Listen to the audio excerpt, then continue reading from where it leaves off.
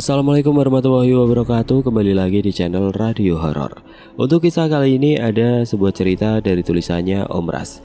Dan untuk kisah yang akan saya bawakan kali ini, sebuah kisah yang berjudul Bule atau Pulang.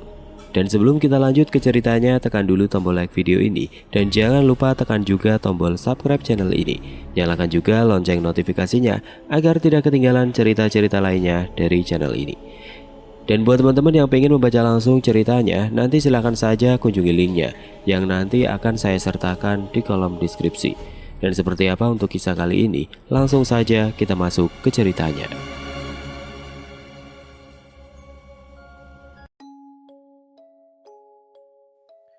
Raut wajah Pak Budi terlihat murung, helaan nafasnya terdengar berat.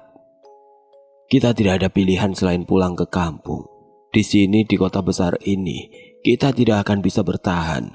Dan lagi, uang tabungan kita sudah mulai menipis karena memaksa bertahan di sini, ujar Pak Budi. Ia menatap istrinya yang duduk di sampingnya. Iya, aku setuju kalau kita pulang kampung. Mungkin di kampung kita bisa memulai usaha baru lagi. Ya, kamu benar. Dengan sisa tabungan kita akan membuka usaha di sana.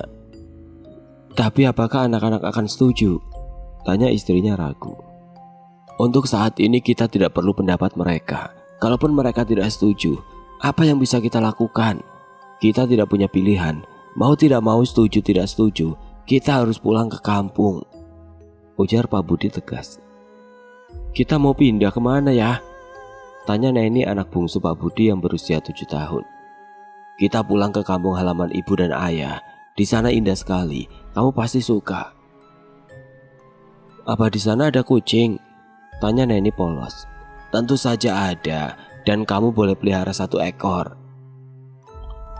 Papan bertuliskan selamat datang itu tampak sangat usang. Terlebih di kiri kanan jalan menuju desa itu hanya ada jajaran pohon karet saja. Suasana di sepanjang jalan sepi, mungkin karena mereka sampai di sana saat menjelang maghrib.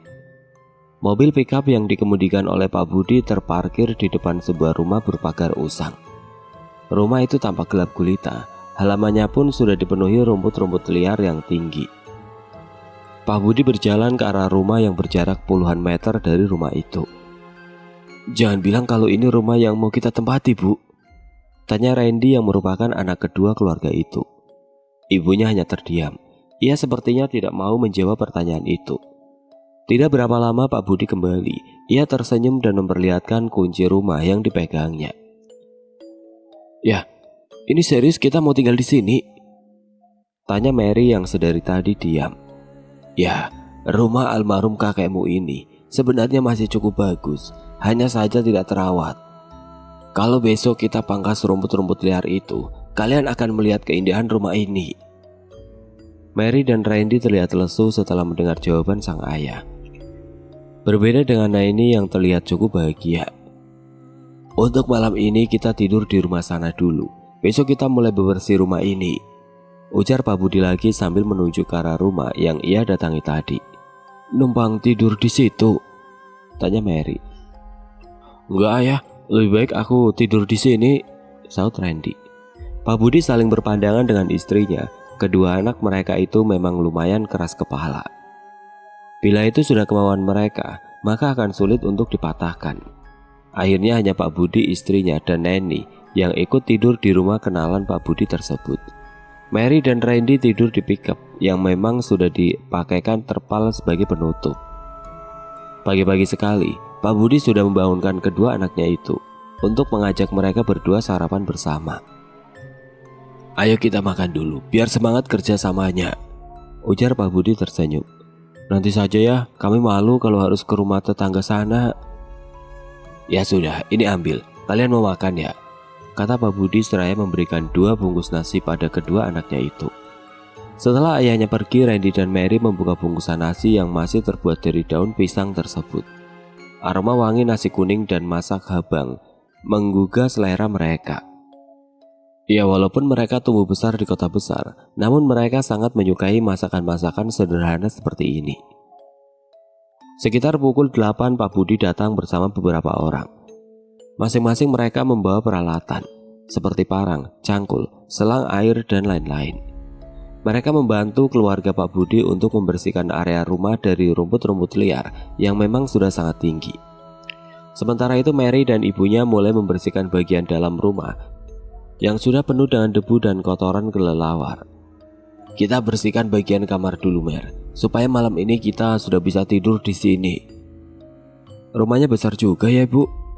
Celetuk Neni yang bermain di atas alas yang baru saja digelar oleh ibunya. Kamu jangan kemana-mana ya, di sini saja mainnya. Iya, Bu, jawab Neni sambil terus mempermainkan mainannya. Selang yang dipinjamkan oleh orang-orang tadi sangat membantu mereka untuk menyiram dan membersihkan area kamar. Setelah 1 jam berlalu, akhirnya satu kamar yang lumayan besar itu berhasil dibersihkan. Mereka membuka jendela yang tadi sudah ia bersihkan juga. Jendela itu mengarah ke halaman samping rumah yang masih dibersihkan oleh Pak Budi. Mary, bantu ibu bersihkan kamar yang ini lagi dong, panggil ibunya. Mary keluar dan melihat ibunya memasuki kamar yang tepat berada di seberang kamar yang baru saja mereka bersihkan tersebut. Rumah ini ada berapa kamar, Bu? Tanya Mary. Kata ayahmu ada 3 kamar, mungkin satunya adalah ruangan lain. Nanti kita cari yang pasti. Kita bersihkan ini dulu.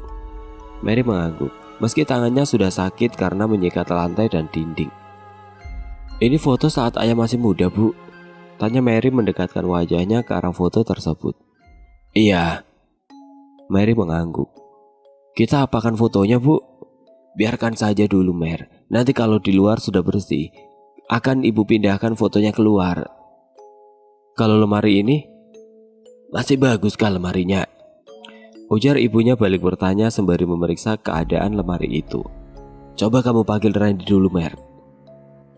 Mary tidak banyak tanya. Ia langsung memanggil Randy keluar. Kenapa, Bu? Tanya Randy setelah masuk ke dalam kamar. Itu, tolong bantu ibu dan Mary memindahkan lemari ini keluar. Namun baru saja akan mengangkatnya, sebagian pintu lemari itu sudah terlepas karena jabuk. Tawa Randy pecah ketika melihat Mary berlari ketakutan, menghindari kecoa yang berterbangan. Sekitar pukul 5 sore pekerjaan mereka akhirnya selesai juga. Di luar rumah tampak sudah jauh lebih bersih dan rapi dari sebelumnya.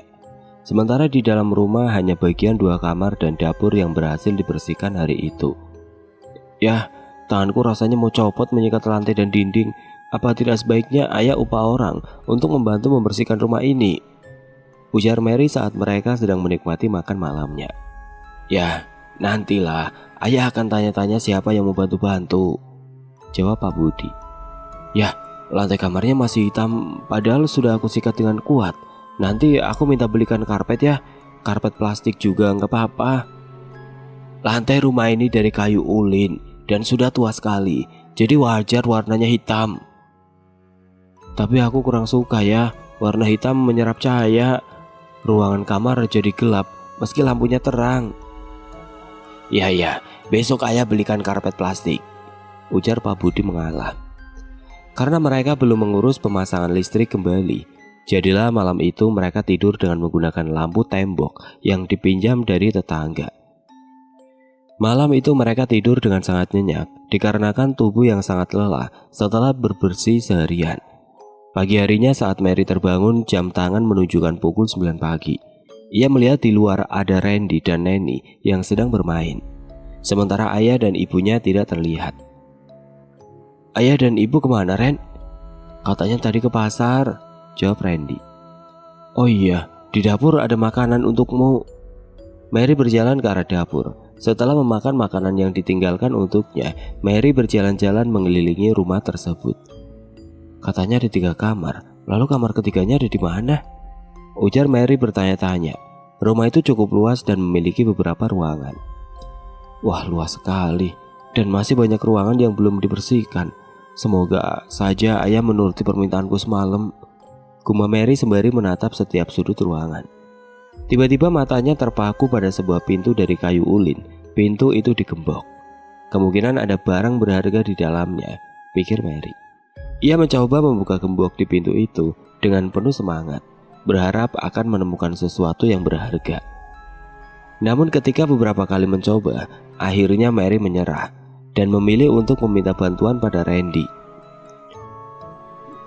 "Pintu yang ini digembok, Ren. Barangkali saja ada emas atau uang yang tersimpan di sini," ujar Mary. "Ah, mana mungkin. Masa ada orang ninggalin emas dan uang di rumah kosong?" jawab Randy tidak percaya.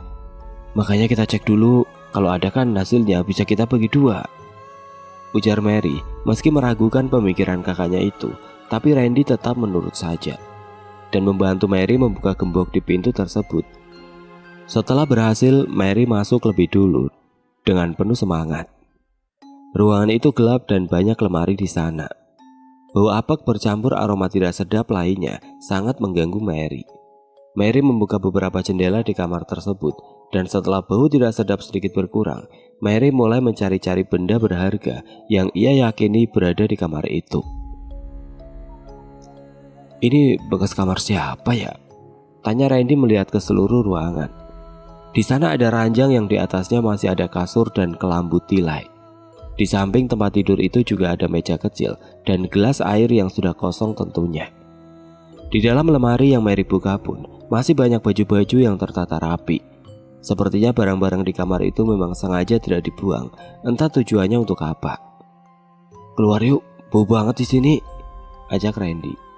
"Ren, kamar ini di ujung sekali ya. Pas jendela dibuka, juga pemandangannya ada kuburan dan pohon-pohon pisang. Aku sih nggak mau tidur di sini," ujar Mary. "Sama, aku juga nggak mau tidur di sini." "Kenapa? Takut? Kamu kan laki-laki." "Siapa yang takut?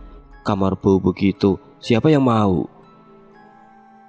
Kan nanti dibersihkan." "Ya udah, kamu aja tidur di sini." "Enak aja." Saat Pak Budi dan Bu Warni pulang, Mary langsung membantu kedua orang tuanya untuk mengangkat barang-barang. "Sebentar lagi orang-orang yang mau bantu-bantu kita bersih-bersih datang," ujar Pak Budi tersenyum menatap anak gadisnya itu. "Ya, tadi kami nemu kamar, paling ujung, kamarnya digembok, tapi berhasil dibuka. Terus di kamar itu isinya ada kasur, kelambu dan lemari berisi baju-baju. Itu bekas kamar siapa ya?" "Oh itu dulunya kamar almarhum adik ayah. Dia meninggal saat berusia 16 tahun, terjebur di sumur saat akan menimba air, dan penyakit epilepsinya kambuh. Barang di kamarnya memang sengaja tidak dibuang atau dikasih ke orang, sebab nenekmu melarang." "Sumur yang kita gunakan itu ya?" tanya Mary merinding. "Bukan, tapi sumur yang dulu. Sumur itu sudah lama ditutup, ditimbun dengan tanah dan batu." "Di mana lokasi sumurnya ya?" "Ayah lupa," jawab Pak Budi tersenyum. Mary membawa masuk satu persatu gulungan karpet plastik yang dibeli ayahnya. Salah satunya ia letakkan di dalam kamar yang nantinya akan ia gunakan sebagai kamar tidurnya. Setelah memasang karpet di lantai kamarnya, Mary berdiri menatap kamar tersebut. Ia cukup puas dengan hasilnya. Tidak berapa lama terdengar beberapa orang yang masuk ke dalam rumah. Mereka ada 3 orang. Salah satunya adalah seorang gadis sepantaran Mary. Gadis itu tampak tersenyum melihat Mary. "Mau aku bantu?" tanya gadis itu pada Mary. "Boleh, tolong bantu aku menyusun barang-barangku ya," jawab Mary sambil tersenyum. "Namamu siapa?" tanya Mary. "Mida. Kalau kamu?" "Mary." "Oh ya Mida, kamu tahu cerita tentang orang yang tercebur ke dalam sumur di rumah ini?" Mida mengangguk. "Aku pernah dengar ceritanya. Katanya dulu pemuda yang meninggal itu disukai makhluk halus, bahkan beberapa kali sempat menghilang selama 2 atau 3 hari. Tapi entahlah Mer, aku nggak tahu pasti ceritanya benar atau tidak." "Pintu kamarnya ditutup dulu ya Mer, nanti cipratan airnya masuk ke dalam," ujar ibunya memotong obrolan kedua gadis itu. Setelah seharian membersihkan rumah tersebut dengan dibantu beberapa orang, akhirnya rumah itu pun bersih dan siap dihuni. Beberapa perabot seperti meja dan kursi yang terbuat dari kayu ulin sengaja tidak mereka buang, karena memang masih layak dan kokoh untuk digunakan. "Ya, kamar yang di ujung itu sudah dibersihkan juga kah?" tanya Mary. "Biarkan saja Mer, lagi pula ayah rasa kalian tidak ada yang mau tidur di kamar itu kan?" Mary mengangguk. "Tapi tetap saja ya, kalau dibiarkan seperti itu kan jadi serem. Dan coba ayah bayangkan, kalau di kamar itu banyak kecoa dan tikus, terus mereka kelayapan kesana kemari. Setelah selesai makan malam bersama, Mary masuk ke kamar lebih dulu. Sementara ayah dan ibunya masih mengobrol di dapur.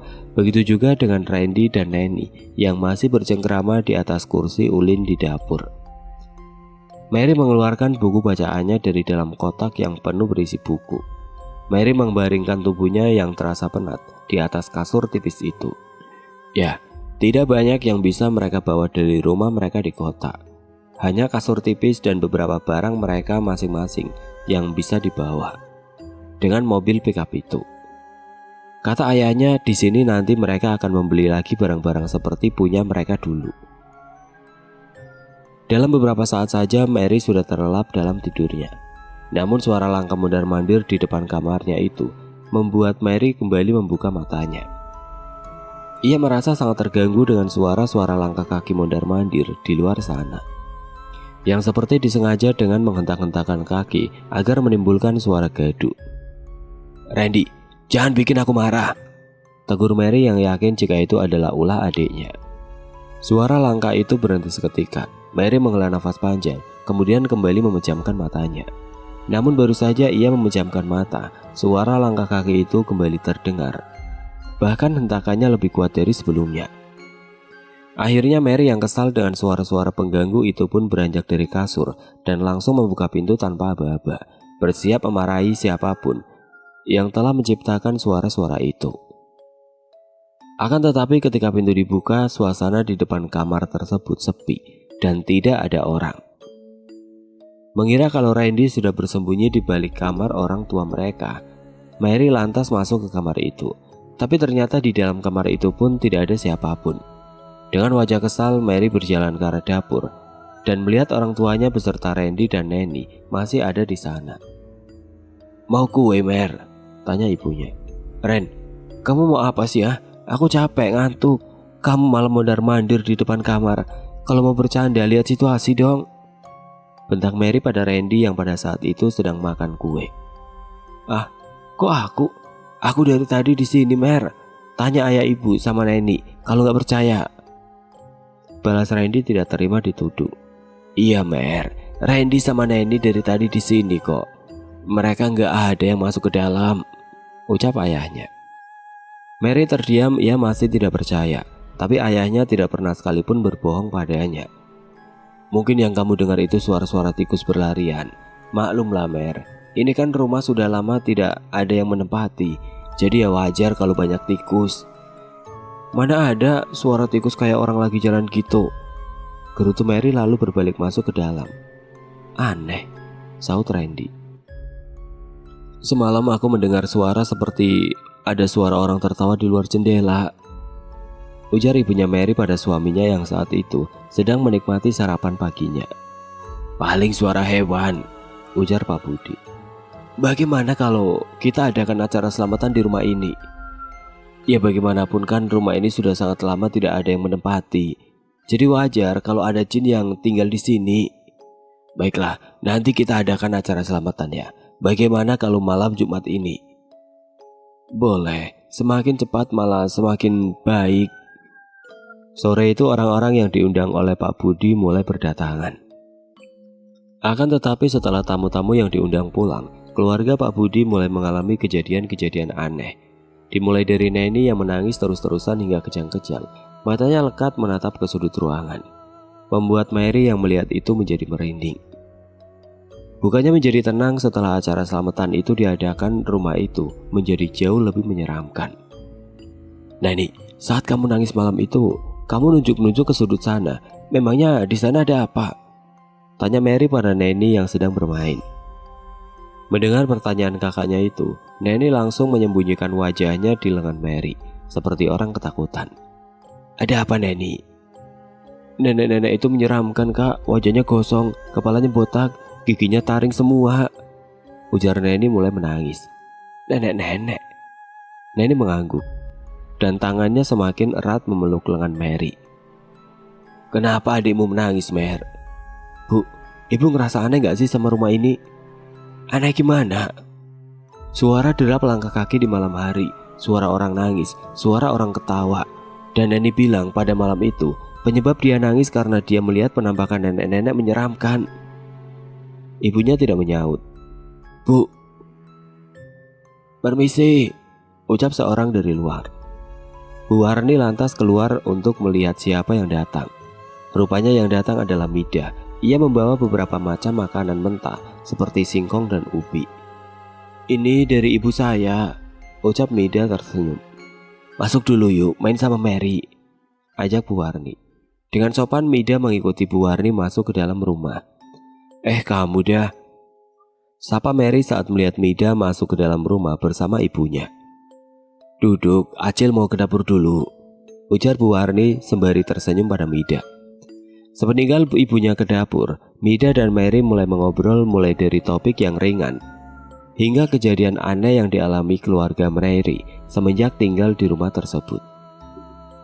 "Kata ayahku, suara orang ketawa dan nangis-nangis di tengah malam itu kemungkinan ODGJ, karena katanya di sini ODGJ dibiarkan berkeliaran.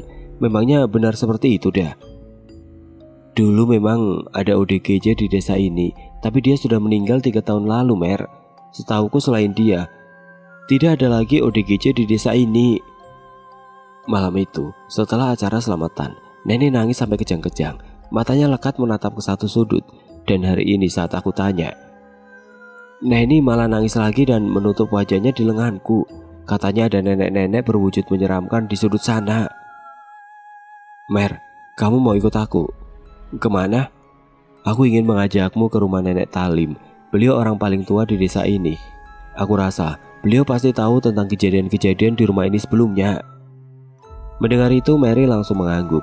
Setelah mengambil tasnya, Mary lantas berpamitan pada sang ibu yang sedang memasak kue di dapur. "Aku mau jalan-jalan sama Mida ya, Bu." "Iya, hati-hati ya." Mary dan Mida berjalan menyusuri jalanan desa yang cukup sepi tersebut. "Sepi ya?" "Iya, kalau jam-jam segini orang-orang pada ke ladang, Mer." Mary mengangguk. "Itu rumahnya, Mer," ujar Mida menunjuk ke sebuah rumah kayu kecil dengan halaman yang dipenuhi jajaran pohon mangga dan rambutan. Terlihat seorang nenek tua yang sedang membelai kucingnya di teras rumah kecil itu. "Nenek, ini ulun Mida, ulun kasih ini lawan kawan ulun, anak Pak Budi."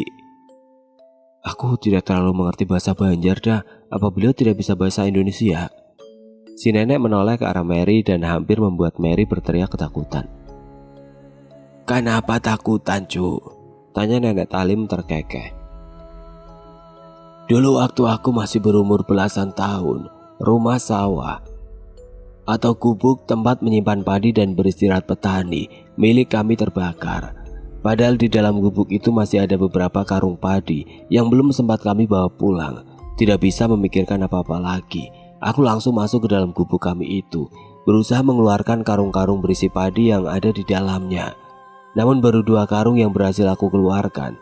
Tiba-tiba balok yang digunakan untuk menyangga loteng-loteng kecil tempat menaruh padi saat banjir itu jatuh dan menimpa wajahku dalam keadaan yang masih berapi-api. Aku masih sangat jelas mengingat kejadian itu. Beruntungnya, aku berhasil keluar setelah terkena runtuhan balok itu." Setelah diterjemahkan oleh Mida, Mary menatap iba pada Nenek Talim. Wajah tuanya itu dihiasi dengan bekas luka bakar. Bahkan sebelah matanya tidak bisa dibuka lagi. "Itu sudah cerita lama. Jadi kalian berdua kesini mau apa?" ujar Nenek Talim. "Dia ini mau tahu cerita tentang rumahnya, Nek. Karena sejak awal mereka datang itu seperti sudah mengalami gangguan. Katanya kalau malam sering ada suara seperti orang menangis, orang ketawa." "Rumah bekas Kardiman itu memang banyak iblisnya. Dulu di rumah itu bekas pembunuhan satu keluarga. Anaknya yang selamat malah bunuh diri di rumah itu juga. Rasanya seingat nenek anak itu berumur 17 tahun. Lalu setelah itu rumah tersebut dibeli oleh almarhum kakekmu. Rumah itu direnovasi sampai jadi bagus seperti sekarang. Tapi tidak lama rumah itu kembali memakan korban lagi, yaitu adik ayahmu." "Jadi yang gak beres itu memang dasar rumah dan tanahnya ya, Nek?" tanya Mary.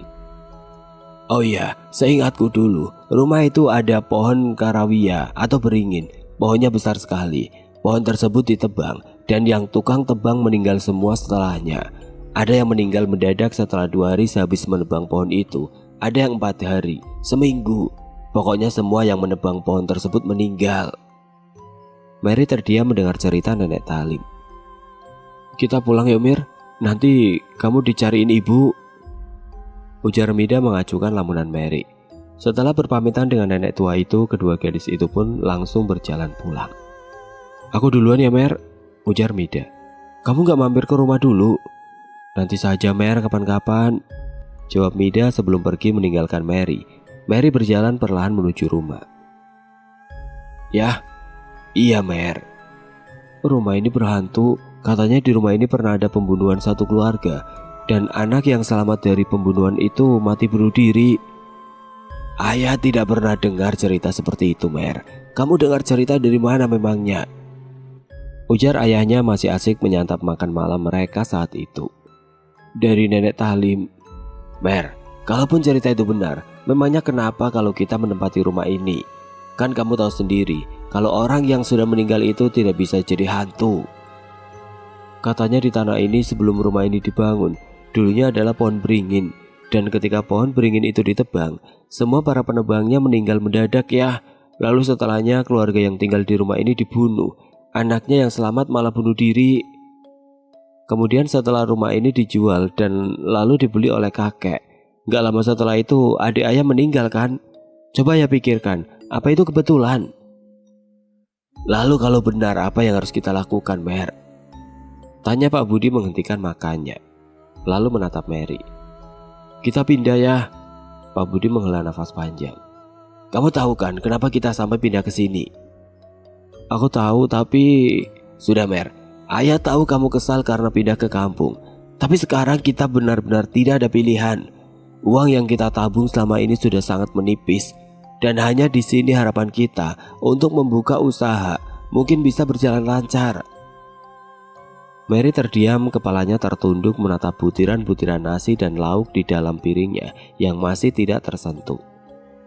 Mary beranjak dari dapur dan masuk ke dalam. Ia berbaring di kasur itu dengan berbagai macam perasaan yang sulit ia ungkapkan. Mer, panggil Randy. Makan dulu yuk, ini aku bawakan untukmu. Aku gak lapar, nanti masuk angin. Mer, kamu tahu gak? Sebenarnya aku juga pernah melihat sesuatu dari jendela dapur. Awalnya aku kira ada maling, tapi setelah aku intip, aku lihat ada perempuan berdiri di depan jendela itu. Aku sih gak lihat wajahnya karena dia membelakangi jendela.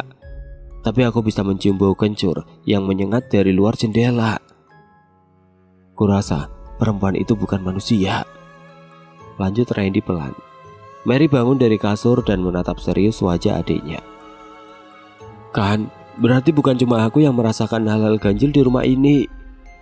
Dan dari cerita Nenek Talim, bisa aku simpulkan kalau setiap orang yang tinggal di sini akan mati. Tapi sampai sekarang, ayah enggak kan? Bagaimana kalau mati? Ah Mary, jangan ngomong begitu dong. Omonganmu itu sama seperti mendoakan. Ngomong tuh yang baik-baik. Makanya aku mau pindah dari rumah ini sesegera mungkin, Ren. Sebelum terjadi sesuatu sama keluarga kita. Sulit, Mer.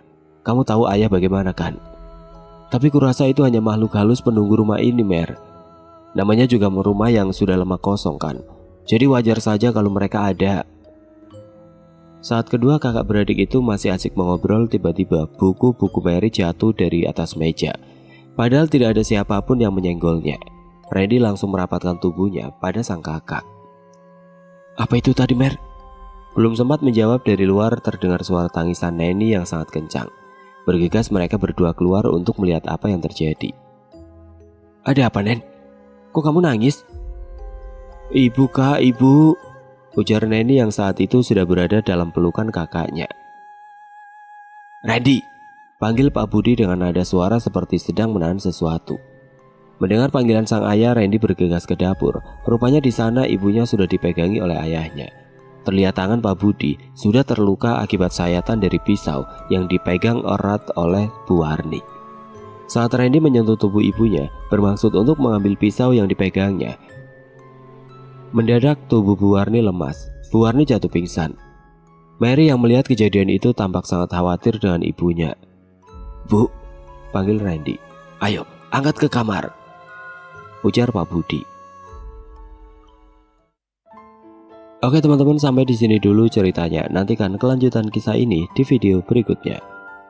Agar tidak ketinggalan, klik tombol subscribe channel ini dan nyalakan lonceng notifikasinya. Wassalamualaikum warahmatullahi wabarakatuh.